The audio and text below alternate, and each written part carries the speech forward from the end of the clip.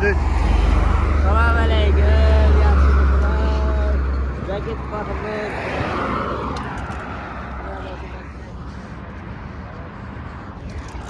Yurtumuz tinchdi. Alloh shukr.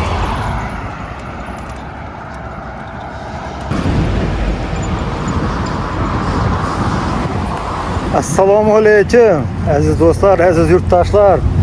Bize Xudo xolasa yana G'ijduvona oz qoldi, nasib bo'lsa bugun to'g'ri kelsa shu G'ijduvonda qolarmiz deya umiddamiz. Sog'liqlaringiz yaxshimi? Duoda bo'lib turinglar. Inshaalloh Allohning baytini yetib olamiz. Xudo xolasa sizlarning haqlaringizdan duo qilib qo'yamiz chiroylatib.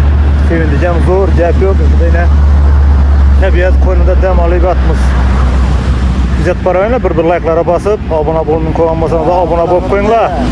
Alloh rozi bo'lsin sizlardan. Tanajonlaringiz sog' bo'lsin, hammang Allohga omonat sizlar. Aziz do'stlar, Instagramda ko'pincha video qo'yaman. Mansur Hoji desangizlar, Instagramdan chiqib turibdi. Shunga ham obuna bo'lib qo'yinglar. Bunga ko'pincha 2-3 video qo'yaman, YouTube'ga 1 video qo'yaman-da. Xudo xolos hammasi yaxshi, ob-havolar zo'r, gap yo'q. Ana sevindik. Xalassiyasini ham elektronik xalassiyasini da yedik. Sal og'irroq bo'ldi. Bugun uzatib berdik uni. Taksiya pulini berib, Buxorodan uzatib berdik. Sevindik, uyga olib borib beradilar.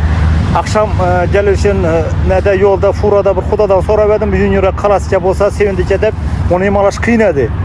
Bir furachi to'xtadi, bir og'amiz Qozog'iston ekan. Shu paxta zavotidan ekanlar. Enalari bu 11 yil bo'ldi, insult bo'lib yotgan ekanlar. Shu xalassiyasi toza ekan. Şuna aytib qo'ydilar, bor bizlarda dedilar. Shuna asan yana taksiya yuklab berdilar. Ukalarına telefon etdi. Taksichi bir Qozog'iston ukamiz bor ekan, yerdan kelgan bir sariq parangroq bola g'o'k Kobaltda. Shu aytganlar bepul tashab ketdi shuni. Buxoro akşam mehmonxona geçti soat 1:30 Shu xalassiyaning egasi yana xonimiz Haja bir borgandim bo'ldilar. Shu xalassiyaning arkasından. Shu xalassiya yine shuncha yildan beri turgan ekan. Yine sevindik netib. İlacı bo'lsa shu xalassiyani olib borib o'lsak Makka Madinaga.